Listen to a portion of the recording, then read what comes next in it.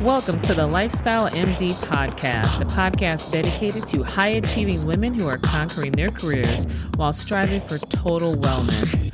I am Dr. Angela Andrews, and I am thrilled to be your guide on this journey.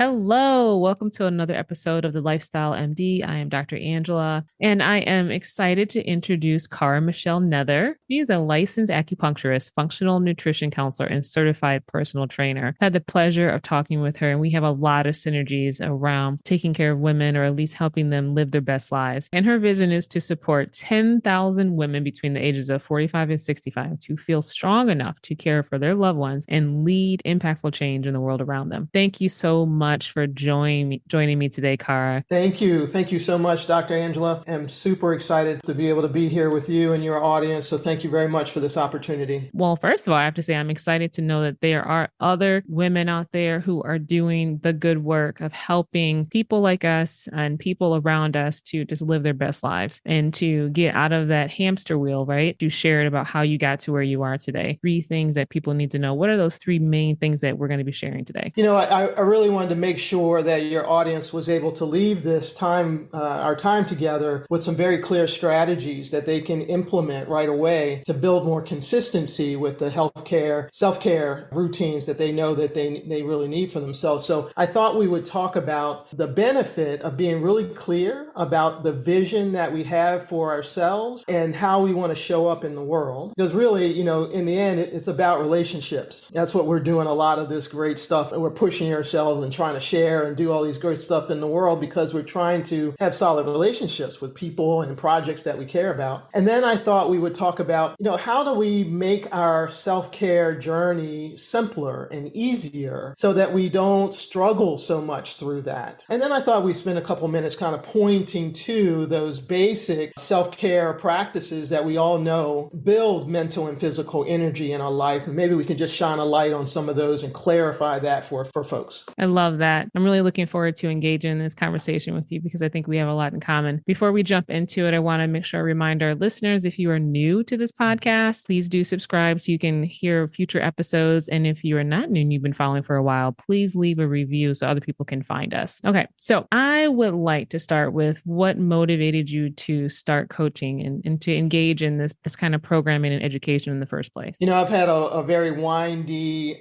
professional career, but I think I always knew that I wanted to be helpful to folks. I know that we all have tremendous potential inside of us, but it's really hard to access that potential if we don't feel good. Mm-hmm. If we don't have the mental and physical energy to act, clarify who we are, and then act upon those things. If we don't, you know, courage requires energy. Yes. And I think we forget that sometimes. That's so true. I've always known I wanted to do that work, and I've been focusing on women's health for the last 19 years. I have a vision in my head. My mom is the oldest girl of 7 children. And she tells me this story of being like 6 or 7, standing on a box. And my grandmother was, for I think majority of my mother's upbringing, was a single mom. And so as the oldest girl, she was in there, you know, cooking and cleaning and changing diapers and all of this stuff. And my grandmother would be at work and say, you know, look at the clock. When the hand gets on this, that's when you need to get up there and stir the thing, you know, whatever, right? Wow. And so she's just I feel lucky.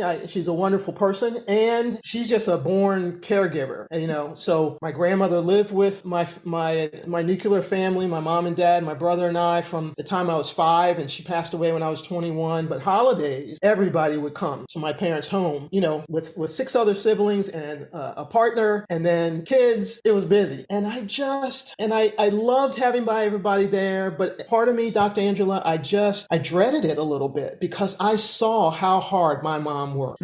She was a director of a nonprofit and worked hard there. She had my brother and I. My grandmother lived with us. She's my dad. And then, you know, but when the holiday got there, like, it was cooking and cleaning and laundry and taking care of other people's health issues. And she was on the go. I mean, it felt to me like it was 24/7 because, you know, I don't know if people do that now, but some people will put the turkey on and then let it cook all night. And then you're up in the middle of the night checking it and those kind of things. Yes. You know, like, that's how it was. And yeah. as the oldest girl of all of my cousins, like I was being shuttled into that, and I didn't mind helping, but I started to rebel a little bit because I thought, well, maybe if I didn't help her, she wouldn't work so hard. I think that was my rationale when I was younger. Wow. But yeah, look, we all have people that we love and we care about, and as women, I think that there's some we're raised, and then there's just some innate natural tendencies to just be these caregivers and make sure that everybody has what they need. And there's a lot of pride that we take in all of that. But I just wondered, whether or not it needed to be to the extent that we're facing some self-harm. Agree. Right. Yeah. And,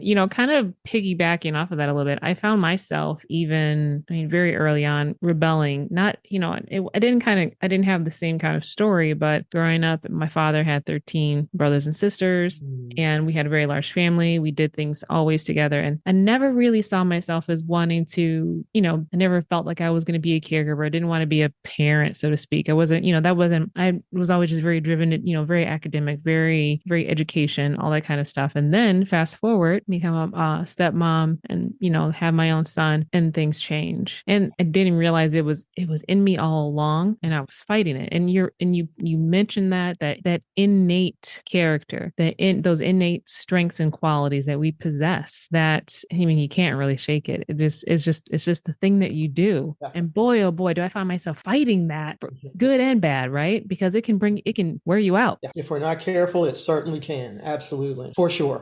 And so what did you learn over the years?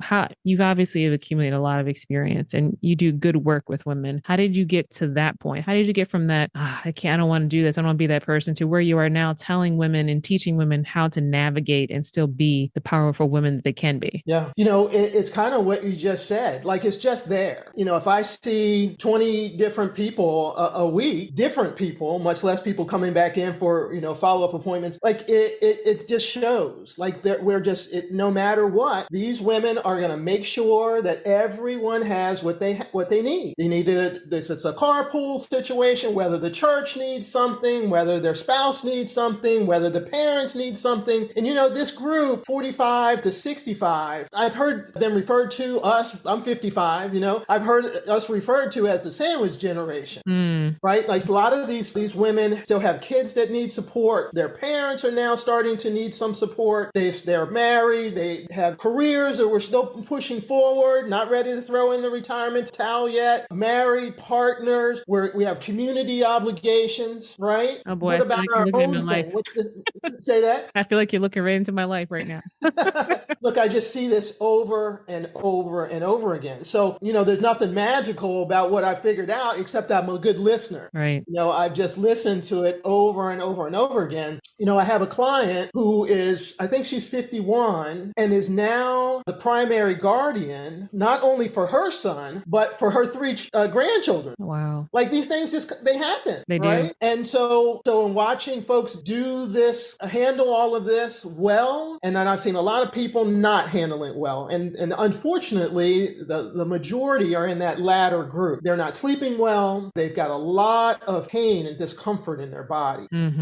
They know that nutrition is supposed to be there, but their hormones are shifting. They got super high stress levels. So that just spikes this sugar. You need more carbs, more sugar, right? And the more you have that, you feel great for a few minutes, right? We'll call it a half an hour, 45 minutes maybe. And then you get the dive. Blood sugar's dropping. So now we're irritable. We need more. We're getting sleepy. We're getting tired. We don't want to think so much. I've just seen people, really struggling. And I started to pay attention to what was working for those who weren't struggling quite as hard. I know that self-care as an industry has gotten super complicated. Yes, it has. It's really complicated. And then there's also the desire for the quick fix solutions as well. Sure. Yeah.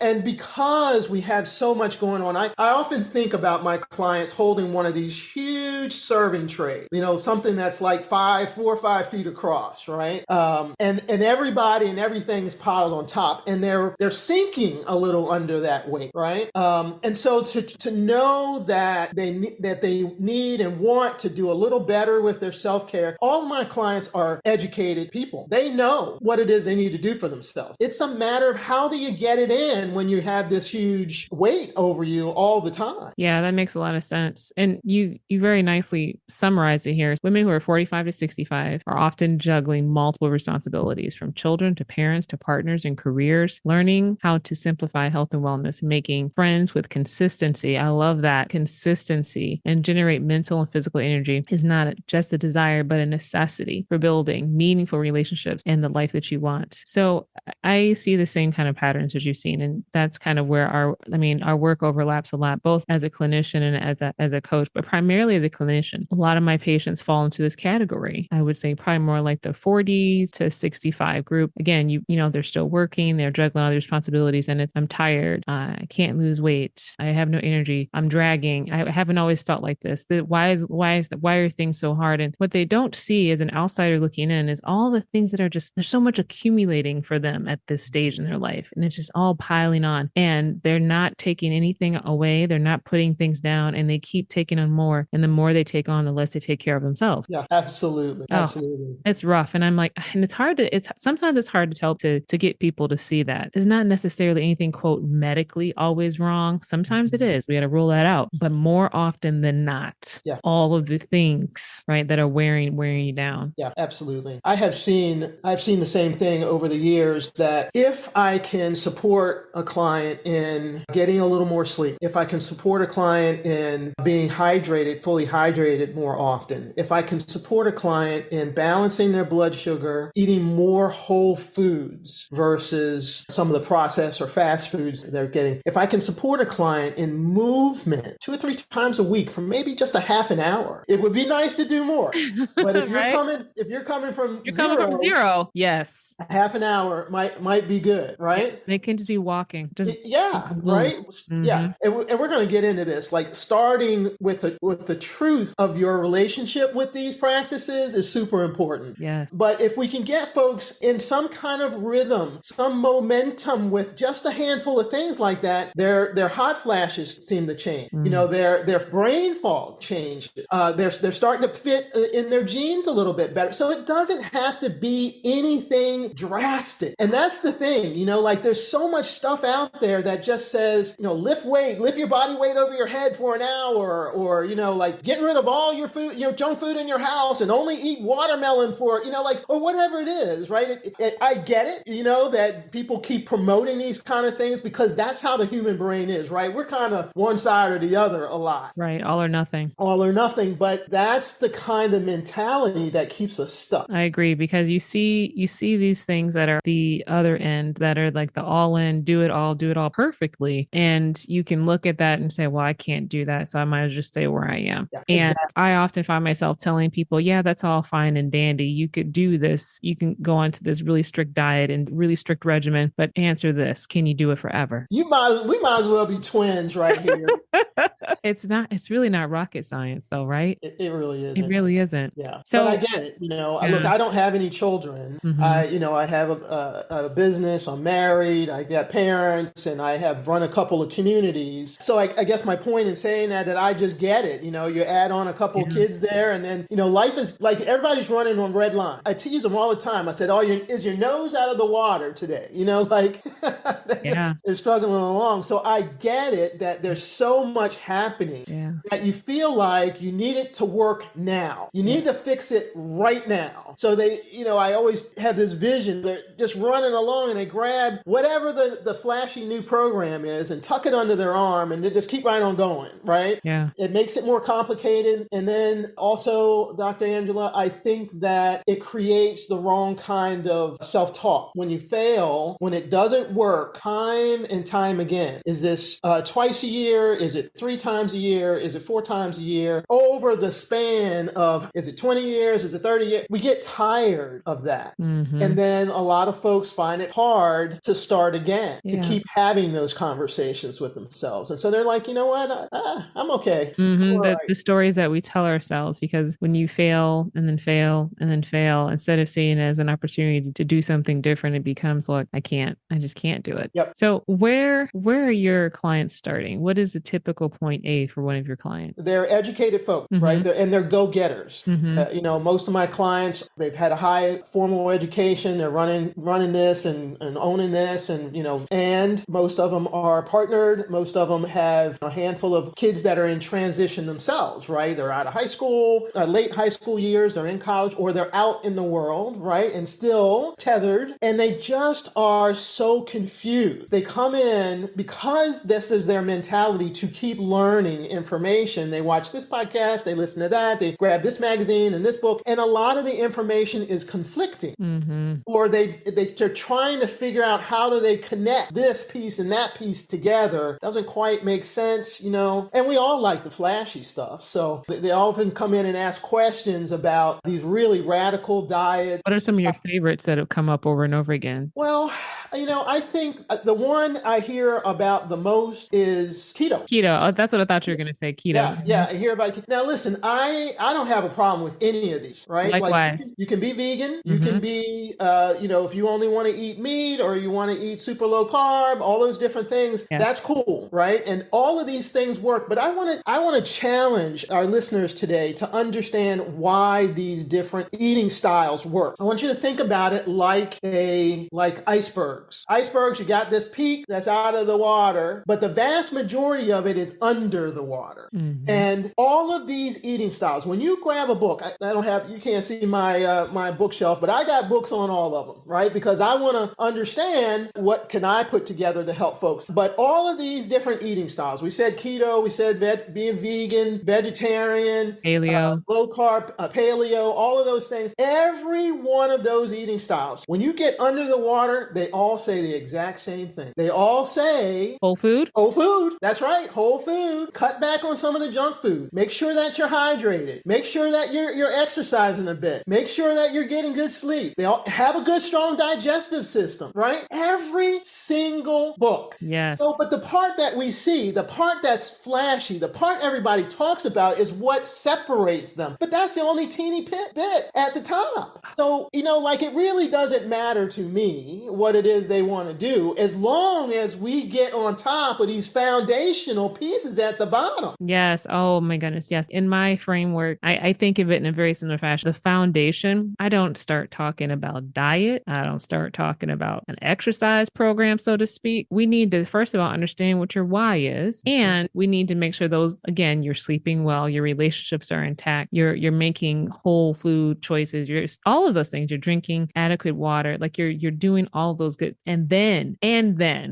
right? Yep. So yeah, that's fantastic. So when 12 months, right, that you typically work with folks? Yeah. Our Strength and Vitality Accelerator program helps folks build consistency with these foundations of health and wealth. Yeah. Okay. And then by the end of this accelerator program, where are your clients? How are things different for them? What is their point B? Imagine this. What if you understood not intellectually, but physiologically, whether or not you've had enough water and you know how to make those shifts and changes just because this is a habit for you to do it?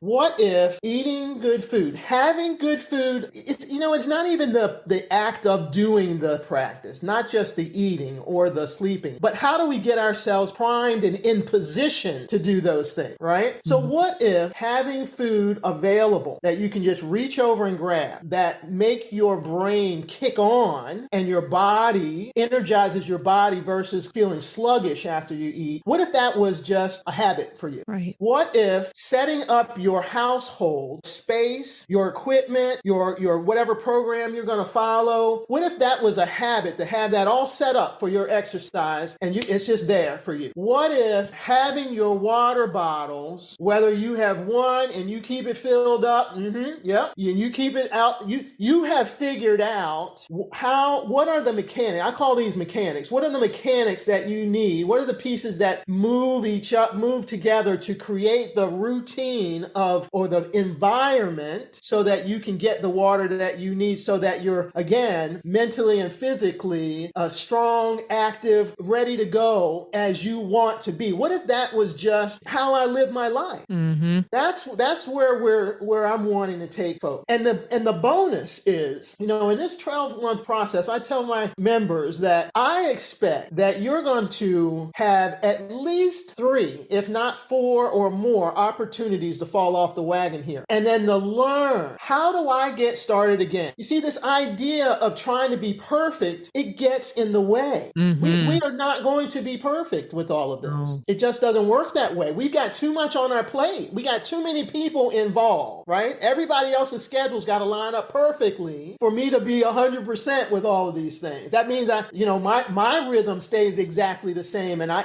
there's no alterations that need to be made, and that's just not our truth. That's not our truth. So learning, the bonus here is to learn how to start again. How do I pick up, even though I didn't exercise the last 2 mornings, and I know that, not intellectually, but my body says, hey, something's missing here. I always feel better when I'm exercising a couple times a week, and I've missed a few times. So now my body tells me I'm not thinking and struggling with myself about it. So how do I just start again? How do I start again? That's the real kicker. Yes. Oh, that's fantastic. I love the way you describe that. I mean, that's how I live my life. That's how my husband and I, we've done it for years. And I've at times struggled with trying to help people translate what's taken me 20 years, but been refining this, right? Yeah.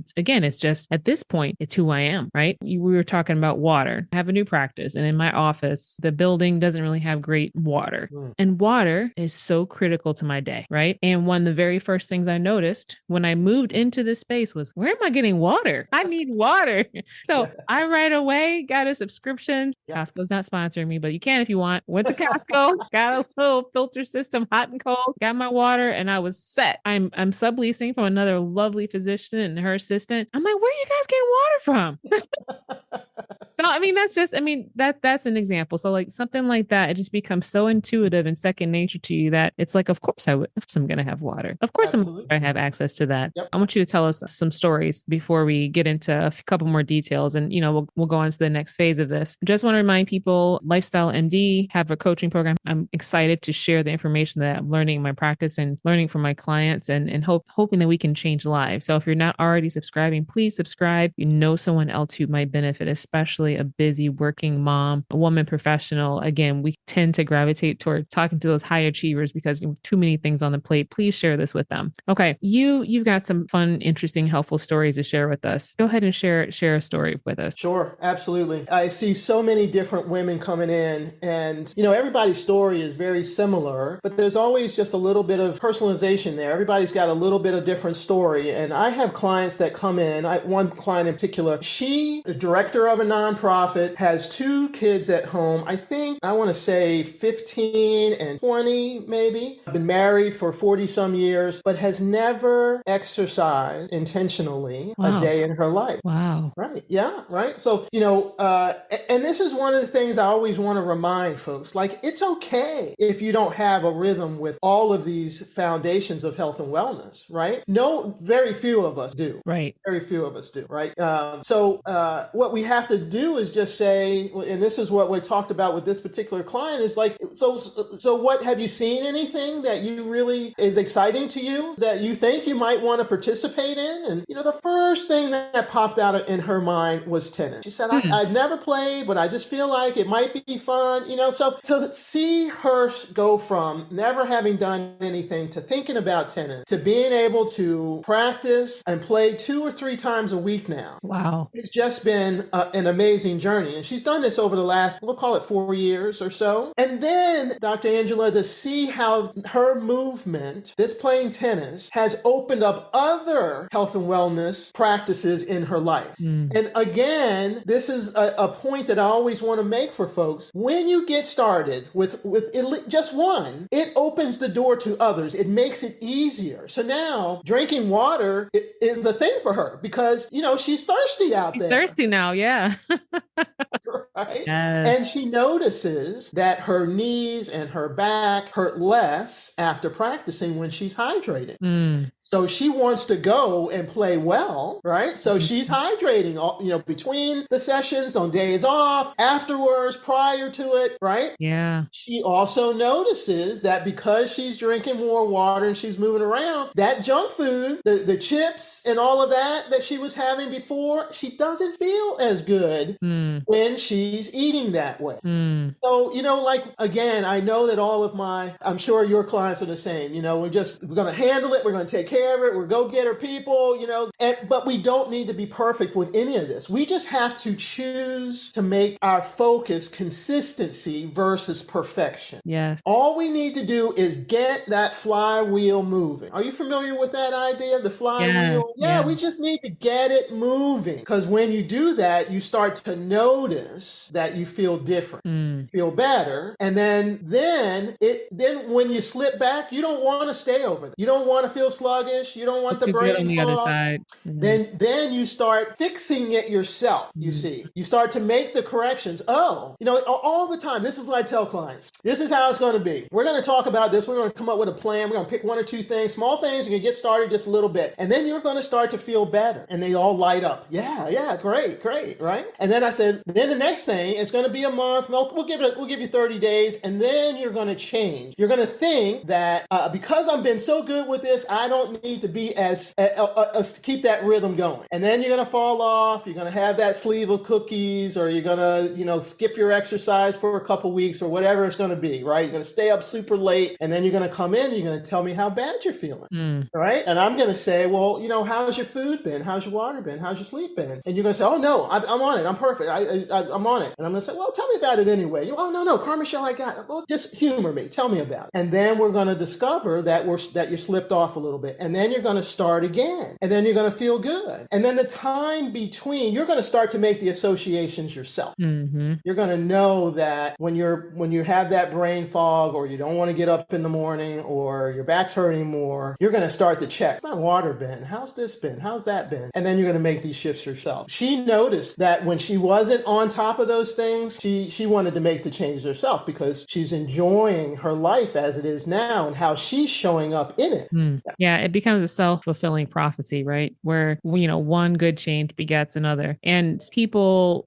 sometimes, folks will say, oh, don't you crave or want, how can you just like turn down those sweets and not want those things? People can get to that point where it's not, there might come times, but it's not something you're craving or desiring, because you feel so much better without it. And you're also not lacking, right? Because you're finding fulfillment in other things. Absolutely. I think that sometimes just what you were saying there, that just feels like when I say that to clients, or maybe when you say that to clients, they look at them and they think you're from Mars. What do you mean? You don't want those Doritos, and you don't want those Girl Scout cookies. What are you talking about? Right? Yeah. And I think sometimes there's a fear. Yeah. There's an association we have with those foods. And when you think about not having those foods, it's a totally emotional response. Yes. It's a fear of not being connected. How am I going to hold those, there's memories, and those, I'm going to be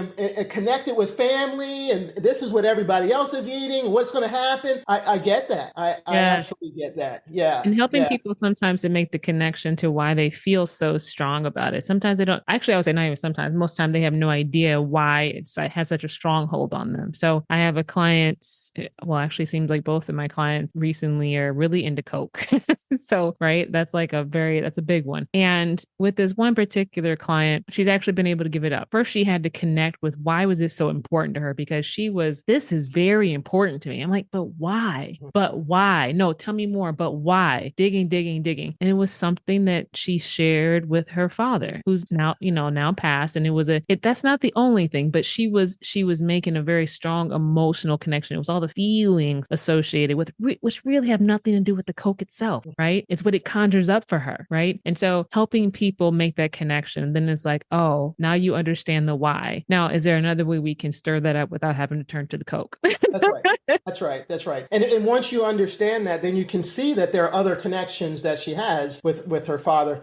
If I could tell one more quick story You about do. this. So I tell my own personal story, and I love to do this with clients because you might notice this too, that people look at it and they think, oh, you're perfect on your diet and perfect with your, and like, Right. They think you've I'm just got like, it all look, figured out and you always have been. yeah.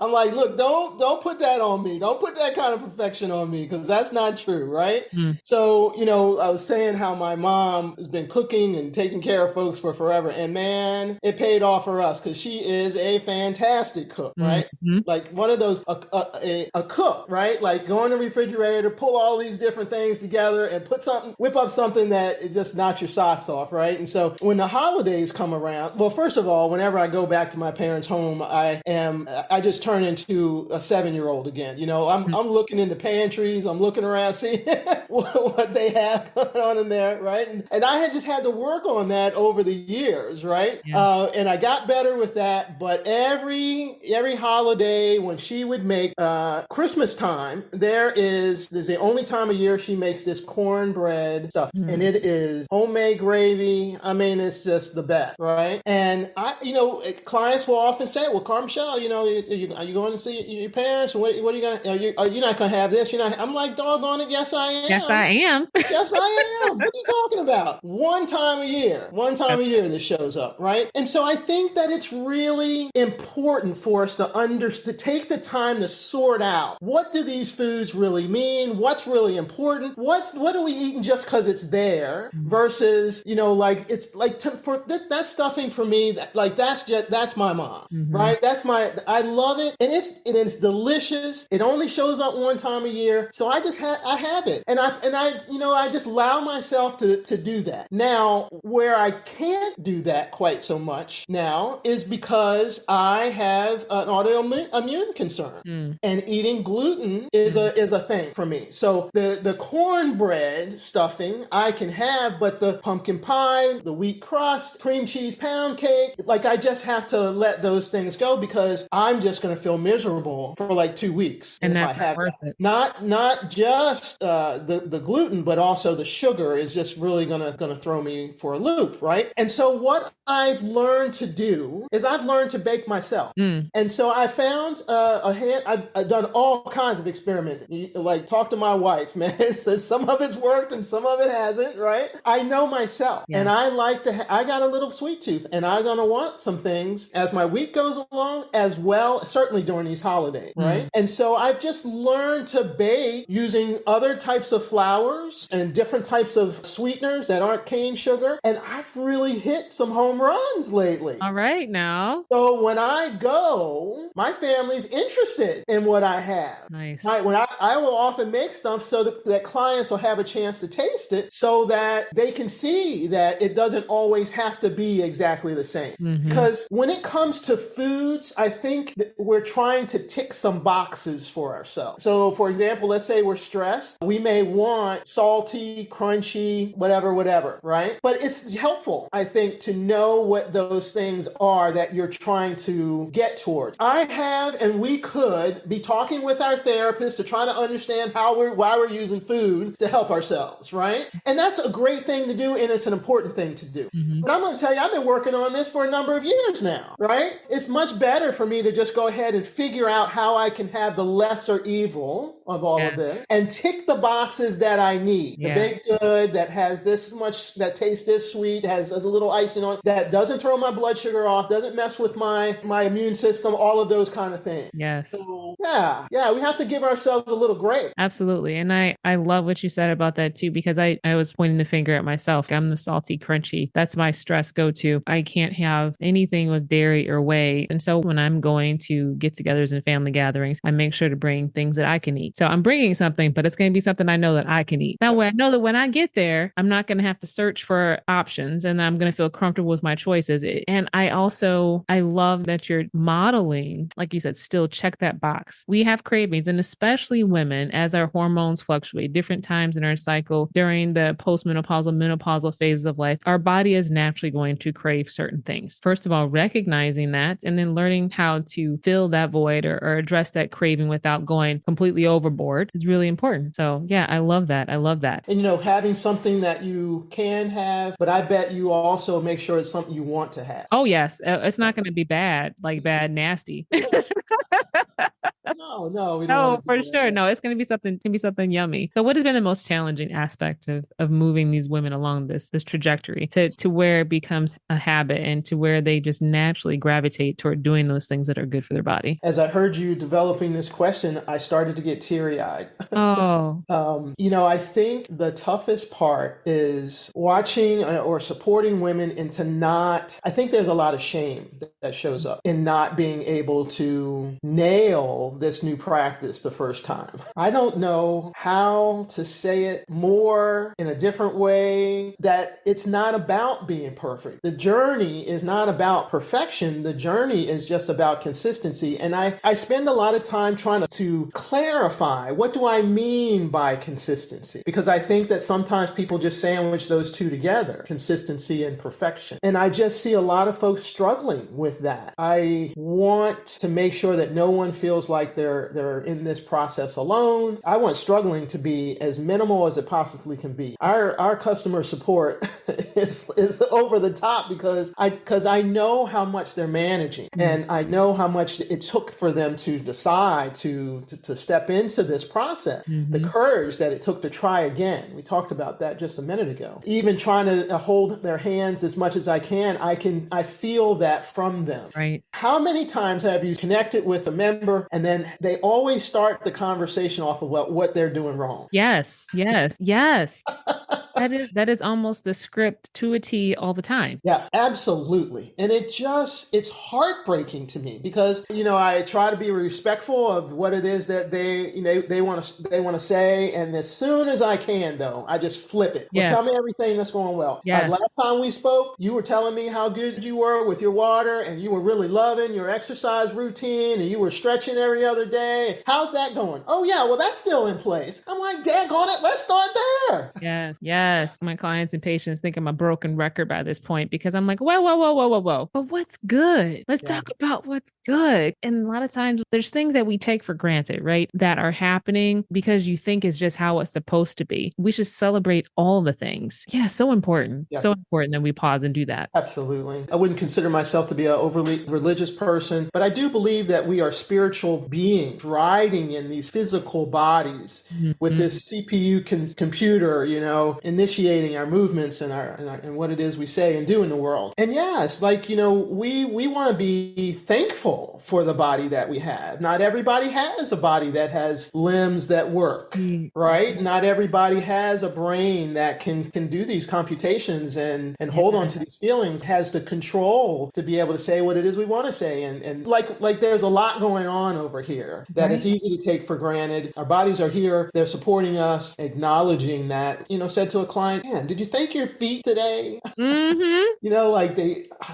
you really think about it, standing up and walking and running and those kind of things are a miracle. Literally, there is no end to the things that we can express gratitude for. And if we just spent a fraction of the time focusing on that as we do on the negative things, we would feel so much better. Yeah, absolutely. So speaking of gratitude, what are you most grateful for in what you do? What keeps you going? I live these days. I live for the smile on their faces.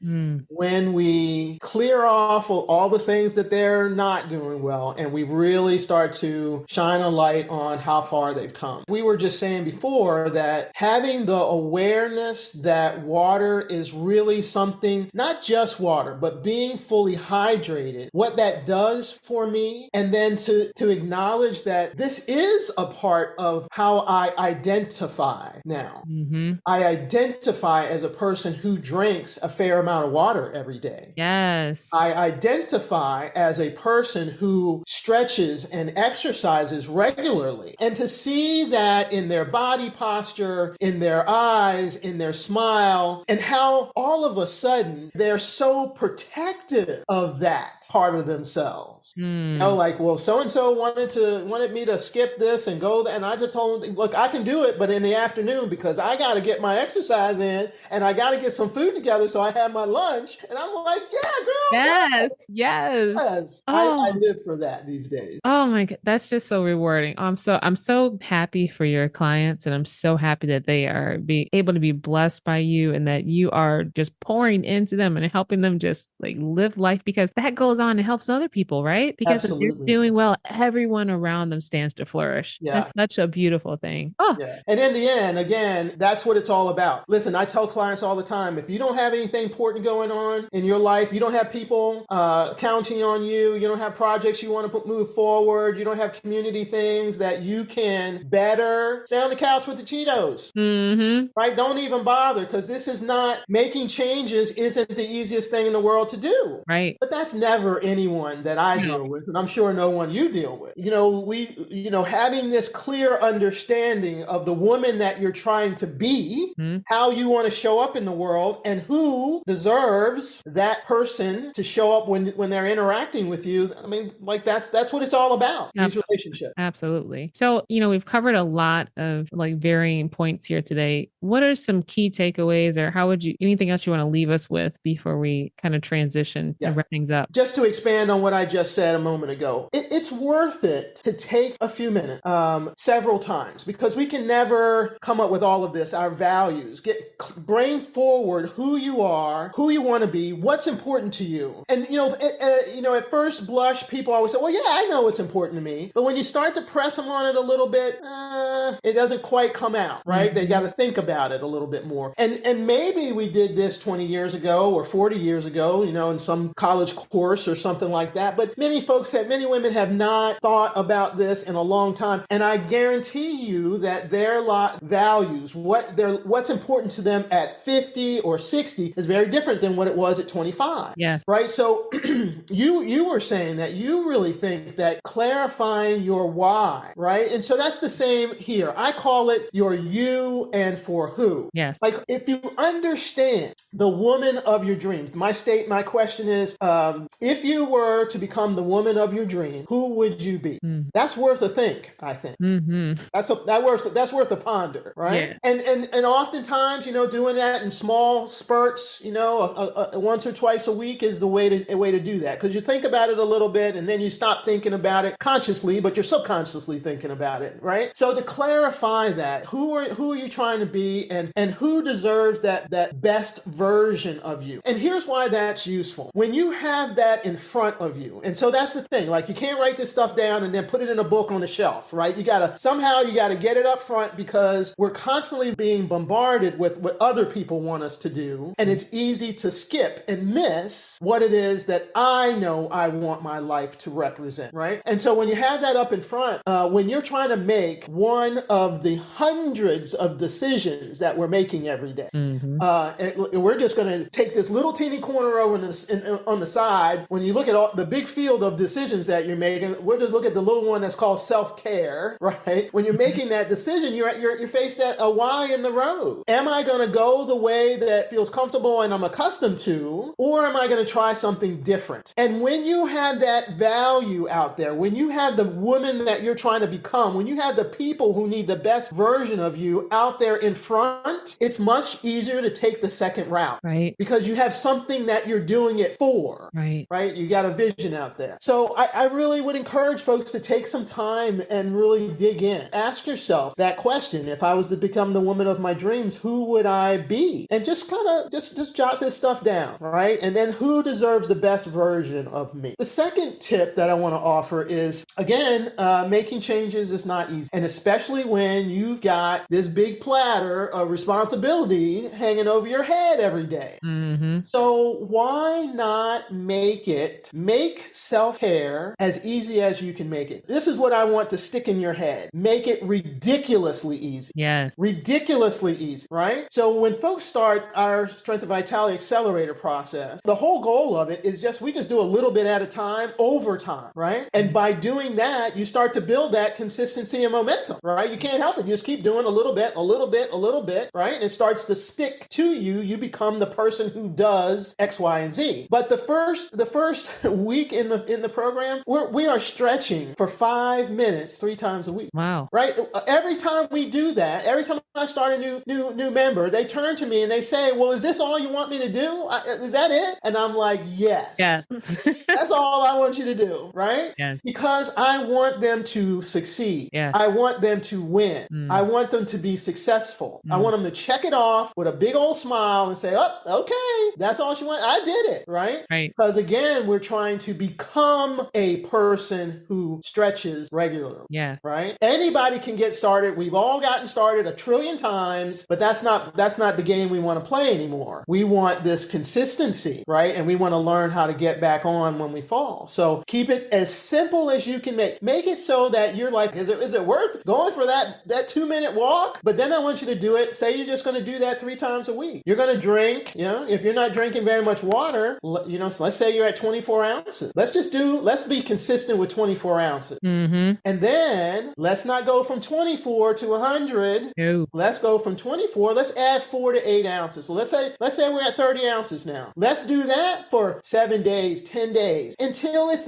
a no-brainer to drink 30 ounces of water. You see, super simple over time. That way you're not tipping this big platter you got. You're not trying to throw something new into everybody's rhythm, because it's not just about you. It's how you're going to be with everybody else, and things get that part.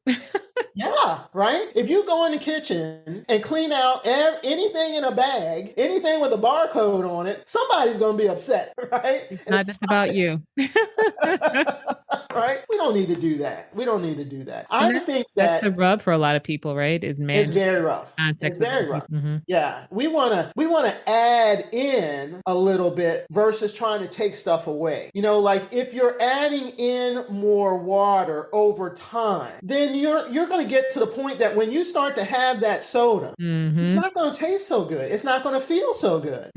You see, instead of wrestling with ourselves and wrestling with our brains and wrestling with this new activity, just add in a little bit. Yes. Just take some steps in that direction. And then the third tip I want to leave folks with is to put the limited time and energy that you have into the practices that you are 100% sure are going to help you have the mental and physical energy that you're looking for. Because that's really what everybody wants. I treat a lot of skeletal muscular pain and migraines and headaches and reproductive system work and blood sugar work, all of this kind of stuff. But you know what? It only matters because they're trying to get stuff done, right? They're trying to, they don't want to be so sleepy in the middle of the day. Right. They don't want to be so exhausted when they get home from work. Right. Right. So spend your limited time and resources on the things that you know for sure are going to give you that mental and physical energy that you're looking for. Yeah. I always say to folks, a handful of years ago, Aussie berries were the thing, right? Everybody was talking about Aussie berry and Aussie bowls, right? And look, I think that Aussie berries are super tasty and they have a lot of nutrition in them, but they're not going to change your life. All right. They're not. Like people trying to supplement themselves to good health. Exactly. We talked about that. Yeah, right? And I hear that a lot. Well, I'm feeling really tired and, do you have a supplemental recommendation? And I'm like, well, tell me how much sleep you're getting. Well, maybe 4 hours. That supplement is not going to do it's not going to fix that 4 hour sleep. Yeah. Like I'm not even going to take your $30 for the product because it is not going to help you and you're not going to be happy with me. Start there first. But we all know, every woman listens to this knows exactly what it is they need. If someone stopped you on a street corner, pulled out their pad and paper and said, tell me the things you know you need to do to feel better physically and mentally, they would all say, I need to sleep better. I need to drink more water. I need to exercise. I need to make sure I have a high nutritious diet. People already know. So put the time and energy into those things. Try to figure out how are you going to adjust a little bit at a time time, adjust your nighttime routine so that you can get higher quality and maybe a little longer sleep. Mm-hmm. Put your time and energy into figuring out when you get hungry that you have whole foods, very nutritious foods that you can't wait to put in your mouth available for yourself. Yes. Don't spend your time on these new this, that, and the other, stuff that just comes out of nowhere, some kind of bean that's only grown in Tibet in the winter time. Like, you don't need that. You need a few more, brightly colored vegetables, on your plate, right? Yeah. And so all of us, we have to figure out how are we going to get that, have that with us and ready for us regularly. So that's the work. That's the work we have to do. Yes. Oh, that's so good. And I like how you said also earlier, making it ridiculously easy, right? Making all those things ridiculously easy. So you have no choice, or it's easy. It's the easy choice, right? As opposed to the choices you have to work to do. Yeah. Well, how can our listeners find you and find out more about you? Absolutely. Thank you. Go to my website, www.strengthvitalitywellness.com. And I'll be sure to include that link in the show notes so that people can find it. I want to thank you so much, Cara. This has just been wonderful. I'm really looking forward to having another talk with you. There's so many things that we are just basically on the same page about everything. So I'm just hoping that our listeners found this as exciting and helpful and as wonderful as I did. And I just want to thank you again for joining me today. Thank you for this amazing opportunity. I have enjoyed every second of it. Oh, fantastic. And listeners, again, if you're not already subscribing, please subscribe and leave a review. Looking forward to next episode, which I'm going to leave a mystery this time. I've actually got 2 potential guests on the back burners. Got to see which one's going to come first. And so I'm really excited about the upcoming talks. And of course, we'll get back together and figure out another time we can speak again. Okay? Absolutely. Thank you so much. You're welcome. Take care. This has been another episode of The Lifestyle MD. Special thank you to Lou Musa for the show theme music, created with Free Photography and makeup by Janae for the cover photo. And if you enjoyed this podcast and you haven't already, please subscribe today and share with another woman doctor who may benefit. You may also follow me on Instagram at Angela Lifestyle MD. I am Dr. Angela. Thank you for joining me today.